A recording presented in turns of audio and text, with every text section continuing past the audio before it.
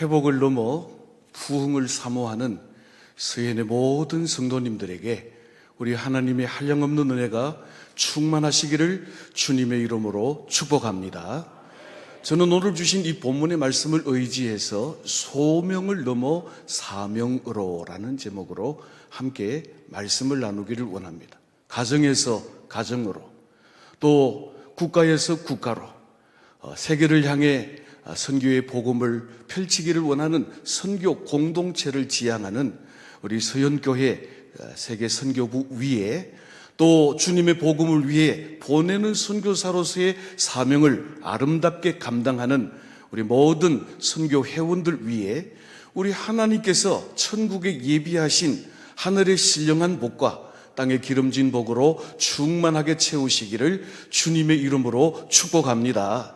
우리는 보내는 선교사로서 선교사를 보내든지, 우리는 나가는 선교사로서 복음을 증거하러 나가든지, 여기에 있든지 나가든지 우리 모두는 다 선교사다라고 하는 사명을 한시도 잊어서는 안 될 것입니다.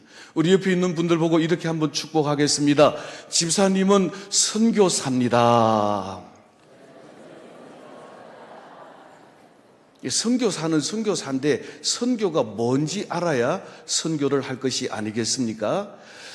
우리 서현교회 오래전부터 선교에 관심을 가지고 김형탁 선교사님을 1호 선교사로 보내고, 또 아바도스 이집트 현지인 선교사를 또 선정하고 나이지리아의 강승삼 선교사님을 파송한 이후에 지금까지 계속해서 선교의 열정을 다하고 있는 우리 서현교회와 선교에 힘쓰는 선교 회원들에게 우리 주님 더 크신 은혜로 채워주실 줄로 믿습니다. 자, 그러면 선교가 뭘까요? 전도와 선교의 공통점은 무엇이고 또 차이점은 무엇인지 한번 말씀을 드려볼까 합니다. 전도라고 하는 것은 도를 전하여 복음을 전파하는 일입니다. 전도라고 하는 것은 동일 문화권에 복음을 증거해서 하나님께로 인도하여 구원의 역사를 이루는 일이라고 한다면, 선교라고 하는 것은 타 문화권, 타 언어권에 가서 복음을 증거하여 그들을 하나님께로 인도하는 일이라고 말할 수 있을 것입니다. 혹시 방송실 PPT 준비된 거 있습니까? 예, 여기 있네. 있으면 좀 띄워주시지 그랬어요. 예, 전도와 선교의 공통점과 차이점. 여기 있는 대로 공통점이라고 하는 것은 모두가 다 하나님의 은혜의 복음을 증거하는 일이라고 하는 것입니다. 다만 다른 점이 있다면, 선교는 미션, 사명을 가지고 하나님의 보내심을 받은 그 자리, 타 문화권, 타 언어권에 가서 복음을 전하는 일이라고 할 수 있을 것입니다. 요새는 선교에도 다양한 선교가 있습니다. M1이라고 해서 문화권이 다른 동족이 있는데 같은 땅에 있어도 문화권이 다른 곳에 복음을 전하는 것을 M1 선교라고 합니다. 예를 들면 군대는 같은 땅에 있어도 우리와 전혀 문화권이 다릅니다. 그래서 군 선교라고 말합니다. 또 학교는 우리와 전혀 다른 복음 환경입니다. 그래서 학원에 전도하는 것을 일컬어서 학원 선교라고 말합니다. 또 직장인들을 향하여서 복음을 전하는 것을 직장 선교, 이런 같은 땅에 있으면서도 문화가 다른 곳에 복음을 전하는 것을 군선교, 학원선교 혹은 직장선교라고 하는 이름으로 M1, 미션 1이라고 말합니다. M2가 있습니다. 비슷한 문화권 내의 다른 언어. 이 다른 언어라고 하는 것은 우리나라는 단일 민족, 단일 언어를 쓰고 있지만 다른 나라에 가보면 여러 민족이 합쳐져서 한 나라를 이루고 있는 이런 곳에 가면 같은 곳에 있어도 언어가 다른 그런 사람들이 많이 있습니다. 그런 곳에 가서 복음을 전하는 것을 M2, 미션 2라고 말합니다. 마지막으로 M3가 바로 타 민족, 타 타 종족에게 복음을 전하는 오리지널 선교라고 말할 수가 있겠습니다. 어쨌든 우리는 국내에서 동일한 문화권에 있는 사람들에게 복음을 전하는 전도를 하든지, 같은 땅에 있으면서도 문화가 다른 청소년들에게 학원 선교를 하든지, 군인들에게 군 선교를 하든지, 혹은 갇혀 있는 이들을 위하여서 교도소 선교를 하든지 여러 방향으로 선교를 할 수가 있을 것입니다. 지금 우리 GMS가 파송하고 있는 선교사들의 수는 얼마나 될까요? 다음 그림을 한번 보겠습니다. 지금 우리 현재 GMS에서는 99개국에 1421가정 2563명의 선교사를 파송하고 있습니다. 17개 지역 선교부와 112개의 지부를 가지고 있습니다. 단일 선교 단체로서는 최대로 많은 선교사를 파송하고 있습니다. 파송 지역별로 보면 아시아에, 아프리카에, 유럽과 라틴 아메리카에, 그리고 북미 순으로 이루어져 있습니다. 거의 아시아 선교를 62%를 담당하고 있기 때문에 우리 GMS 선교가 아시아 치중하고 있는 선교라고 말할 수 있을 것입니다. 그 다음에 사역 현황별로 보면 많은 선교사님들이 교회 개척에 힘쓰고 있습니다. 그리고 지도자 양성, 학교 선교, 신학교, 그리고 복지, 언어, 이런 분야에 힘을 쓰고 있습니다. 우리 선교사님들이 한국에 와서 복음을 전할 때 학교를 세우고 병원을 세우고 복음을 증거한 내용들을 생각해 보면 지금 현재 우리 한국 선교사들이 해외에 나가서 주로 교회 개척과 학교, 신학교 사역을 감당하고 있다라고 하는 것을 알 수가 있습니다. 한국 교회 전체 선교사 파송의 수는 21,917명입니다.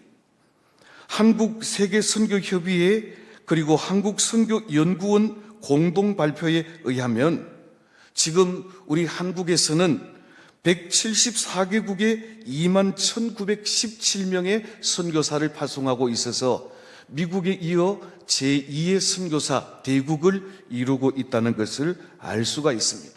자, 그러면 오늘 본문의 말씀을 따라서 저와 여러분들이 소명을 넘어서 사명을 감당하는 보내는 선교사가 되든지 또 보내심을 받은 선교사가 되기 위해서는 어떻게 해야 될까?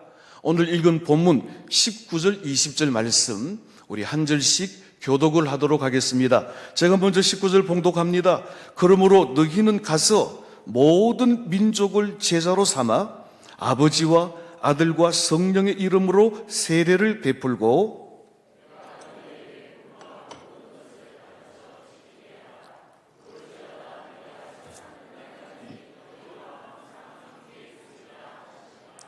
아멘. 자, 19절을 시작하면서 그러므로라고 하는 접속 부사가 있습니다. 매우 중요합니다. 이 그러므로라고 하는 이 말은 그 뒤에 이어 나오는 예수님의 지상 명령, 복음 전도와 선교의 사명을 주시는 그 이유가 되겠습니다. 그러므로 앞에 있는 내용이 바로 18절에 있는 말씀입니다. 예수님께서는 아버지 하나님께로부터 보내심을 받아서 이 세상을 구원하는 사역을 사명을 감당하시기 위해서 십자가를 지고 죽으신 지 사흘 만에 부활하사 하늘과 땅의 모든 권세를 그에게 주셨으므로, 그러므로 부활하신 예수 그리스도에게 하늘과 땅의 모든 권세를 가지신 주님께서 저와 여러분들을 향해서 복음을 증거할 것을 명령하고 있다라고 하는 것입니다.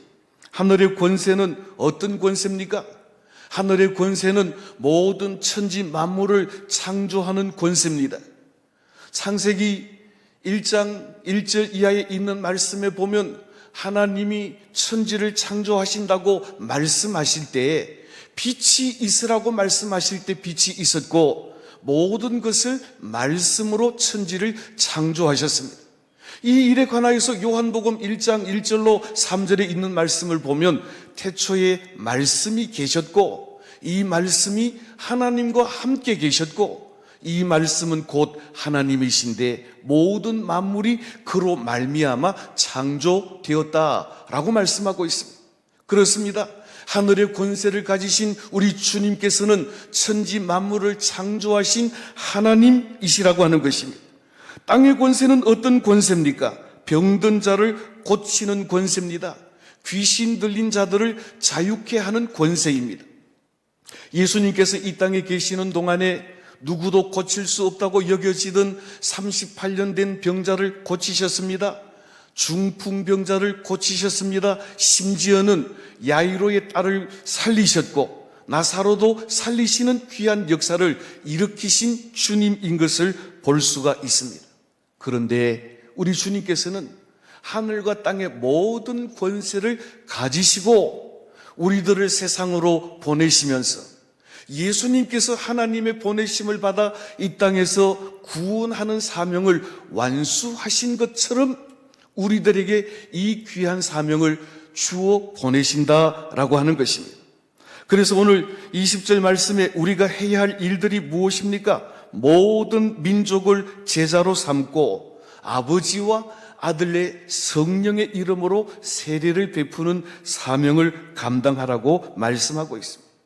그런데 예수님께서는 제자들에게 이 전도의 사명을 주어 보내실 때에 그저 보내시지 않으시고 예수님에게 있는 하늘과 땅의 모든 권세를 그들에게 주어 보내셨습니다. 마가복음 6장 7절 말씀에 보니까 제자들을 부르시고 전도하러 보내실 때에 빈손으로 보내지 않으시고 12를 보내시며 모든 원수를 제어할 권능과 더러운 귀신들을 제어할 권능을 주셨다라고 말씀하고 있습니다. 누가복음 10장 19절 말씀에도 보니까 뱀과 전갈을 밟으며 원수의 모든 능력을 제어할 권세를 주셨다 그랬습니다.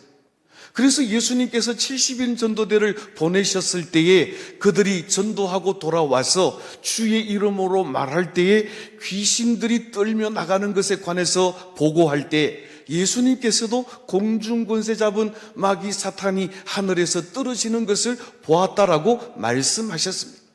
사랑하는 성도 여러분, 오늘 저와 여러분들이 주님의 부르심을 받아 구원 얻은 자리에 머물지 않고 주님의 부르심을 받아 제자로 세워지고 이제는 주님께서 주시는 사명을 가지고 보내든지 보내심을 받든지 보내는 선교사가 되든지 보내심을 받는 선교사가 되든지 간에 하늘과 땅의 모든 권세를 가지시고 그 권세를 우리에게 위임하셔서 보내시는 예수 그리스도의 권세와 능력으로 가는 곳마다 그리스도 이름을 선포하고 그리스도 이름을 선포하는 곳마다 구원의 역사, 생명의 역사가 일어나는 축복을 경험하게 되시기를 생명 되신 예수님의 이름으로 축원합니다. 그렇습니다. 복음을 들어야 우리가 믿을 수가 있고 믿어야 예수님의 제자가 될 수 있고 예수님의 제자가 되어야 또다시 제자 삼는 복음 전하는 자로 나설 수가 있기 때문에 그렇습니다. 초대교회 최초로 타문화권의 선교사를 파송한 수리아 안디옥 교회의 예를 들어보십시오. 수리아 안디옥 교회는 예루살렘의 환난과 핍박으로 인하여 도망 온 성도들이 세운 교회였습니다. 최초의 이방인 교회이기도 합니다. 사도행전 8장에 보면 스데반 집사의 순교로 말미암아 예루살렘에는 큰 환난과 핍박이 일어나서 사도들을 제외한 많은 성도들이 흩어졌다 그랬습니다. 거기에 보니까 사마리아로, 다메섹으로, 루따로, 요빠로, 가이세라로, 베니게로, 구브로로 마침내 수리아 안디옥에까지 이르러 복음을 증거하게 된 것입니다.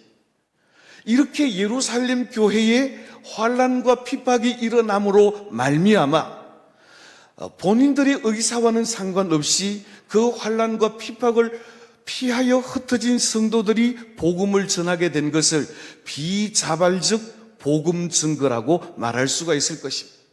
어쩌면 예수님께서 사도행전 1장 8절 말씀에서 예루살렘과 온 유대와 사마리아와 땅끝까지 이르러 내 증인이 되라고 하신 이 말씀이 예루살렘에 일어난 환난과 핍박으로 인하여 성취되어져 가는 과정이라고 볼 수 있을 것입니다.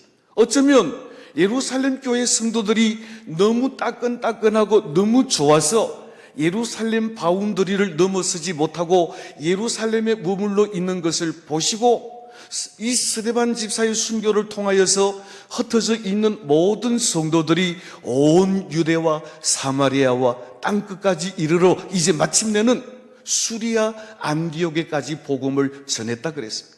여러분들 사도행전을 좀 꼼꼼히 읽어보시면 흩어진 유대인들이 대부분 흩어진 그곳에서 유대인들에게만 복음을 전했다 그랬습니다. 그런데 수리아 안디옥에 온 성도들은 유대인에게만 아니라 헬라인들에게 이방인들에게도 복음을 증거하기 시작함으로 말미암아 수많은 이방인들이 복음을 듣고 주께로 돌아오는 역사가 일어나게 된 것입니다. 우리 사도행전 11장 19절로 21절 말씀 한 절씩 교독을 하겠습니다. 제가 먼저 19절 봉독합니다. 그때에 스데반의 일로 일어난 환난으로 말미암아 흩어진 자들이 베니게와 구브로와 안디옥까지 이르러 유대인에게만 말씀을 전하는데 그 중에 구브로와 구레네 몇 사람이 안디옥에 이르러 헬라인에게도 말하여 주 예수를 전파하니 다 같이 봉독합니다. 주의 손이 그들과 함께 하심에 수많은 사람들이 믿고 주께 돌아오더라. 아멘. 유대인에게만 복음을 전하던 그들이 이제는 헬라인 이방인들에게도 복음을 전함으로 말미암아 땅 끝까지 이르러 내 증인이 되라고 하신 주님의 신실한 명령을 온전히 받들어 섬기게 되고 이 흩어진 자들, 디아스포라들이 하나님의 복음을 증거할 때 주의 손이 그들과 함께 하심으로 말미암아 복음의 생명의 역사가 일어나서 수많은 이방인 그리고 수많은 유대인들이 믿고 주께로 돌아오는 역사가 있더라 말씀하고 있습니다. 어떤 분들은 이런 말씀을 말합니다. 아니, 지금 우리 국내에도 아직 전도해야 될 대상자가 얼마나 많고 이 땅 대구 땅에도 예수 믿어야 할 사람들이 얼마나 많은데 국내 전도만 해도 충분하지 그 힘을 가지고 국내에 전도하지 국외 선교가 웬 말이냐라고 말씀하실 분들도 계실런지 모르겠습니다. 충분히 일리 있는 일이고 충분히 국내에도 복음을 증거해야 하지만 우리 주님의 말씀을 따르자면 또 오늘 이 안디옥 교회 성도들이 행한 일들을 보면 우리는 국내뿐만 아니라 문화권을 넘어서서 복음을 전하는 선교의 사명이 얼마나 시급하다라고 하는 사실을 우리는 알 수 있습니다. 우리는 여기저기의 들불처럼 예수 그리스도의 복음을 증거함으로 동시다발적으로 세계 곳곳에서 복음의 불길이 번져서 이 땅에 주님의 나라가 임하는 이 놀라운 역사를 이루는 일에 주님의 복음의 동력자로 쓰임받는 우리 서현교회 온 성도들이 다 되시기를 예수님의 이름으로 축원합니다. 이렇게 뜨거웠던 안디옥 교회가 가만히 있지 않고 이제는 금식하며 기도할 때 성령께서 주시는 음성을 듣게 되었습니다. 우리 사도행전 14장 2절로 5절에 있는 말씀을 우리 한 절씩 교독을 하겠습니다. 제가 먼저 2절 봉독하겠습니다. 주를 섬겨 금식할 때에 성령이 이르시되 내가 불러 시키는 일을 위하여 바나바와 사울을 따로 세우라 하시니 이에 금식하며 기도하고 두 사람에게 안수하여 보내니라. 두 사람이 성령의 보내심을 받아 실루기아에 내려가 거기서 배 타고 구브로에 가서 살라미에 이르러 하나님의 말씀을 유대인의 여러 회당에서 전할세 요한을 수행원으로 두었더라. 아멘. 아멘. 자, 우리는 오늘 이 본문 말씀에서 교회를 교회되게 하는 아주 중요한 두 기둥을 발견하게 됩니다. 첫째로는 교회는 성령께서 이끌어 가신다라고 하는 것입니다. 저를 한번 따라하겠습니다. 교회는 성령님의 음성에 귀를 기울여야 합니다. 한 가지 더 있습니다. 한 분만 더 따라하겠습니다. 교회는 기도로 세워집니다. 할렐루야. 이 안디옥 교회, 예루살렘의 핍박으로 인하여 흩어진 디아스포라 성도들이 열심히 유대인들과 헬라인 이방인들에게 복음을 증가하여 세워진 이 안디옥 교회, 이방인 교회였지만 그들은 성령님의 음성에 귀를 기울일 줄 아는 교회였고 성도들이었다는 것입니다. 그들은 기도할 때 보통으로 기도하지 않고 금식하며 생명을 걸고 하나님 앞에 그들이 해야 할 일들을 구했다라고 하는 것입니다. 오늘 2절 말씀해 보니까 주를 섬겨 금식할 때에 성령의 음성이 그들에게 들렸습니다. 사랑하는 서연교회 모든 성도 여러분, 오늘 이 시간 예배드리는 모든 주의 백성 여러분, 우리는 주님의 몸된 교회는 성령께서 이끌어 가시는 것이지 사람이 주관하는 교회가 아니라는 사실을 분명히 믿으시기를 주님의 이름으로 축복합니다. 교회는 기도로 인도되는 교회지, 교회는 기도의 무릎으로 세워지는 것이지 물질로 세워지는 것이 결코 아니라는 사실에 집중하시기를 주님의 이름으로 축복합니다. 이 안디옥 교회는 금식하며 기도했습니다. 금식하며 기도할 때 성령께서 안디옥 교회가 해야 할 일들을 그들에게 가르쳐 주셨습니다. 성령께서 안디옥 교회에 특별히 하라고 주신 명령이 무엇입니까? 성령께서 따로 불러시키는 일을 위하여 사람을 세우라고 하는 것입니다. 그 당시 안디옥 교회는 마치 불길같이 부흥하는 뜨거운 교회였습니다. 그래서 예루살렘 총회에서 바나바를 담임 목사로 보냈습니다. 바나바는 권위자입니다. 모든 성도들을 권면하는 아름다운 목자였습니다. 자기의 밭을 팔아서 가난한 자들에게 나누어 주는 그런 아름다운 섬김이 있는 사람이었습니다. 바나바가 이 안디옥에 와서 목회를 할 때 뜨겁게 부흥하고 그 당시 예루살렘 사도로부터 악수를 받지 못했던 사울, 다메섹에서 핍박하던 그 사울, 그리고 스데반 집사가 순교할 때 그 순교의 주동자로 섰던 사울을, 복음으로 변화된 사울을 그곳에 불러 함께 사역할 때 안디옥 교회는 정말 불같이 부흥하는, 성장하는 놀라운 교회였습니다.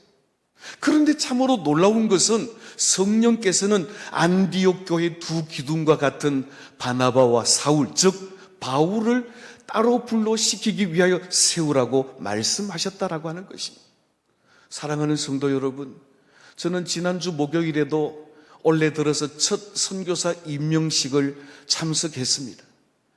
6가정 참석 파송을 받았고 2가정의 원로 목사님들이 명예 선교사로, 순회 선교사로 임명받고 파송되는 그 현장에 제가 있었습니다. 사랑하는 성도 여러분, 우리는 나가든지 있든지 보내심을 받은 선교사로 귀한 사명을 감당해야 일평생 목회를 감당하시고 이제는 원로 목사로 평안히 있어도 될 만한 분들, 성실교회 김영복 목사님, 평산교회 강진상 목사님, 44년간 한 교회를 섬긴 목사님, 38년간 개척해서 그 교회를 섬긴 목사님들이 또다시 선교사로 미얀마로, 필리핀으로 나가겠다라고 하는 모습을 보면서 얼마나 큰 감동을 받았는지 모릅니다. 오늘 이 안디옥 교회도 교회의 두 기둥과 같은 담임 목사 바나바와 또 신실한 성경교사였던 이 사울, 바울을 따로 세우라고 말씀하실 때에 안디옥 교회는 원망하거나 불평하거나 핑계거리를 대지 아니하고 또 금식하며 안수하여 2사람을 선교사로 내보냈다라고 하는 것입니다. 구약의 최초의 선교사는 니느웨로 보내심을 받은 요나입니다. 아수르 성읍의 수도였던 니느웨, 아수르 백성들이 멸망받기를 원하던 요나는 배를 타고 도망가다가 큰 배 속에 들어가서 결국 항복하고 니느웨로 가서 복음을 전했는데, 그런데 왕으로부터 짐승에 이르기까지 베옷을 입고 제에 앉아 회개하고 주께로 돌아오는 놀라운 역사를 보게 되는 것을 알게 됩니다. 오늘 이 안디옥교회 최초의 선교사 바나바와 사울도 보내심을 받아서 1차, 2차, 3차 로마 전도 여행까지 생명을 다하기까지 자기의 생명을 조금도 아까운 것으로 여기지 아니하고 주 예수께 받은 사명 곧 하나님의 은혜의 복음을 담대하게 선포하고 증거함으로 말미암아 그 복음이 오늘날 저와 여러분들에게까지 임하게 된 것이 아니겠습니까? 자, 다시 오늘 본문으로 돌아가서 우리 주님께서는 우리들을 세상에 보내는 선교사로 또 파송한 선교사로 보내실 때 해야 할 일들에 관해서 말씀하고 있습니다. 가장 먼저 해야 할 일입니다. 오늘 19절 말씀 다시 한 목소리로 봉독을 하겠습니다. 19절 다 같이 봉독하겠습니다. 그때에 스데반의 일로 일어나 환난으로 말미암아 흩어진 자들이 베니게와 구브로와 안디옥까지 이르러 유대인에게만 말씀을 전하는데. 자, 19절이 아니고요. 본문 19절 마태복음 28장 19절 10번입니다. 예, 요거를 한번 같이 읽겠습니다. 그러므로 너희는 가서 모든 민족을 제자로 삼아 아버지와 아들과 성령의 이름으로 세례를 베풀고. 아멘. 저를 한번 따라 하십시다. 가장 먼저 세례를 베풀라. 자, 세례를 베풀기 위해서는 먼저 제자 삼는 일이 있어야 합니다. 제자 삼기 위해서 먼저 해야 될 일이 있습니다. 우리 주님께서 말씀하시기를 너희는 가서라고 말씀하고 있습니다. 오늘 이 말씀 속에서 우리는 매우 중요한 선교의 핵심을 알게 됩니다. 사람들이 와서 복음을 듣기를 기다리지 말고 사람들이 있는 곳으로 가서 복음을 증거하라라고 하는 것입니다. 저를 한번 따라 하십시다. 기다리지 말고 앉아 있지 말고 가서 복음을 전해야 합니다. 할렐루야. 오늘 우리 주님께서는 모든 민족을 제자로 삼으라고 말씀하실 때 제자 삼기 위해서 너희는 너희의 앉은 자리에 그만 있으라고 하지 않고 너희는 가서라고 말씀합니다. 우리의 전도의 대상자, 우리의 선교의 대상자를 찾아가라고 말하는 것입니다. 그들을 만나라고 말씀하고 있습니다. 우리의 복음의 대상자를 만나야 복음을 전할 수 있고 복음을 들어야 예수를 믿을 수 있고 예수를 믿어야 제자가 될 수 있기 때문에 제자 삼는 일의 첫 출발점은 우리가 우리의 앉은 자리에서 일어나서 우리의 복음을 들어야 할 복음의 대상자가 있는 곳으로 가라고 하는 것입니다. 두 번째로는 모든 민족을 제자로 삼으라고 말씀하고 있습니다. 여기 모든 민족이라고 말할 때 여기에 소외되는 민족이 없어야 한다는 것입니다. 우리는 일본과의 관계가 매우 좋지 않기 때문에 일본은 망하기를 원하는 마음이 은근슬쩍 있습니다. 마치 요나가 니느웨 백성들이 망하기를 원하는 마음과 똑같을지도 모릅니다. 그런데 우리 주님께서는 그렇게 우리가 원수같이 여기는 자들에게도 모든 민족, 모든 족속, 모든 나라들이 소외됨이 없이 빠짐없이 복음을 증거하라고 말씀하고 있습니다. 어린 아이들도 노인들도 부자들도 가난한 자들도 존귀한 자들도 그렇지 못한 자들에게도 빠짐없이 예수 그리스도의 복음을 증거하여 그들을 제자로 삼으라고 하는 것입니다. 제자 삼는 일의 종국적 목적은 그들에게 세례를 베푸는 것입니다. 세례를 베푸는 일은 죄에서 사함을 받아 하나님의 백성이 된 것을 보여주는 징표인 것입니다. 오늘 서현교회 사랑하는 성도님들, 서현교회 국외 선교가 아름답게 제자 삼고 세례를 주어 하나님의 나라를 확장하는 이 귀한 일에 하나님의 복음의 동력자로 아름답게 쓰임받는 우리 서현교회와 온 성도들이 다 되시기를 주님의 이름으로 축복합니다. 세 번째로 말씀을 가르치라고 말씀하고 있습니다. 가르쳐야 그들이 배운 말씀대로 지킬 수 있기 때문에 그렇습니다. 내가 가장 주님의 말씀을 잘 알 수 있는 방법 중에 하나는 주님의 말씀을 가르치는 일입니다.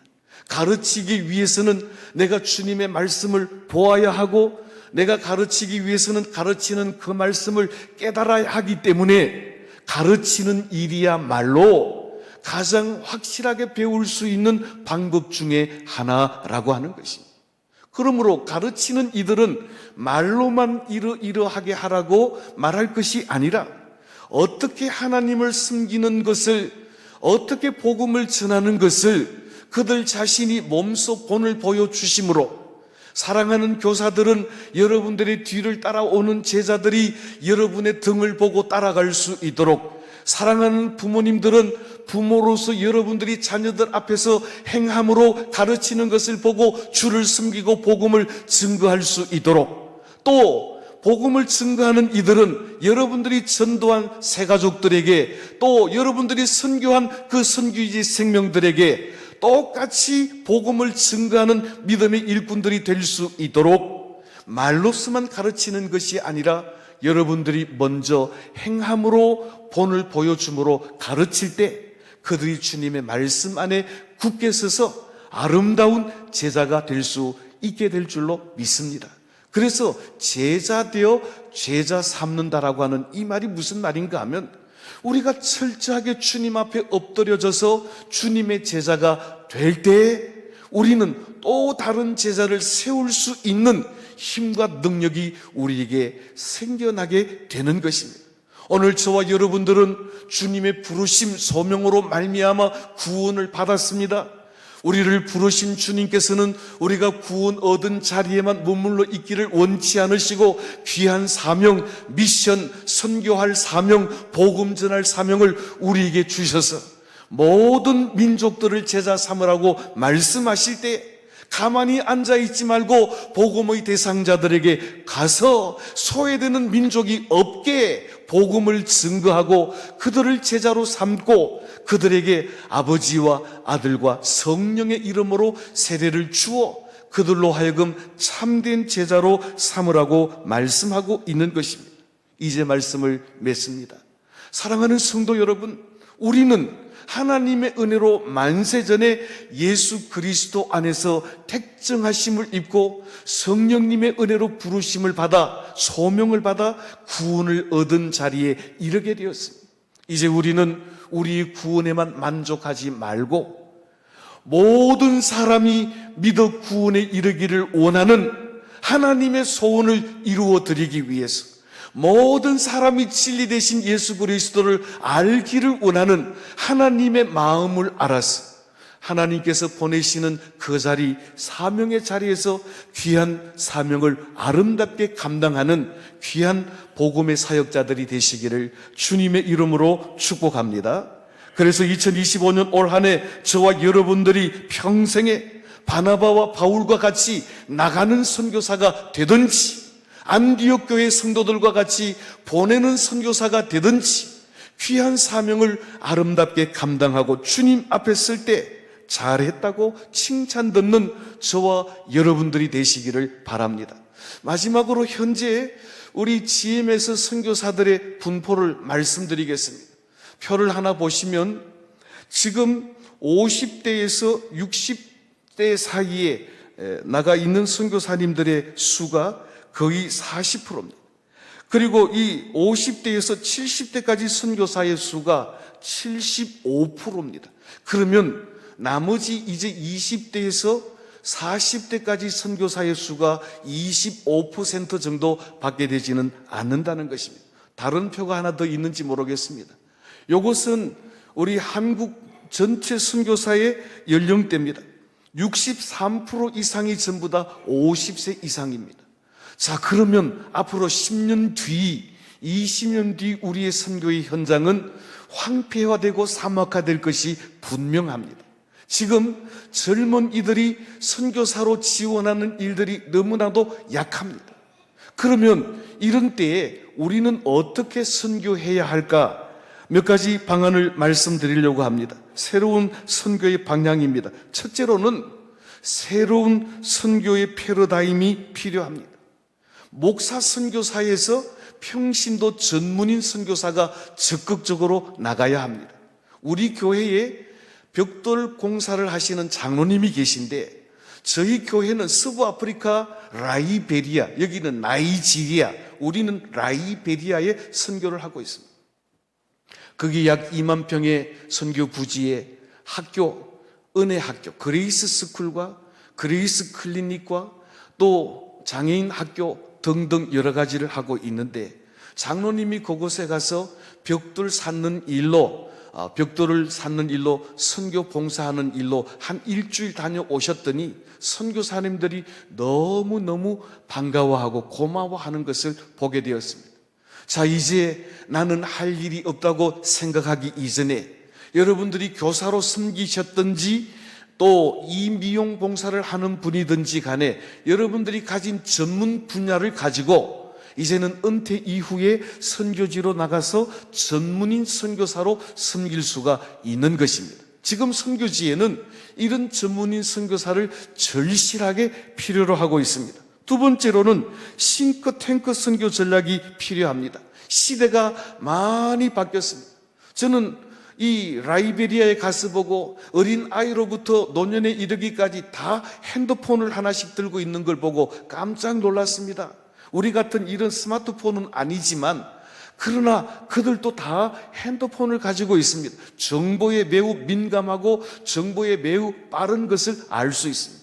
그런데 거기는 전기가 없어서 아침 저녁으로 발동기를 돌려서 아침 저녁 2번 핸드폰을 충전하고 그렇게 사용을 하는 곳인데, 자, 이제는 세대별 선교 전략 또 그 현장에 맞는 맞춤식 선교 전략이 우리에게는 절실하게 필요한 때입니다. 지금 이 라이베리아 같은 경우에는 빈곤이 아주 큰 문제로 대두되고 있습니다.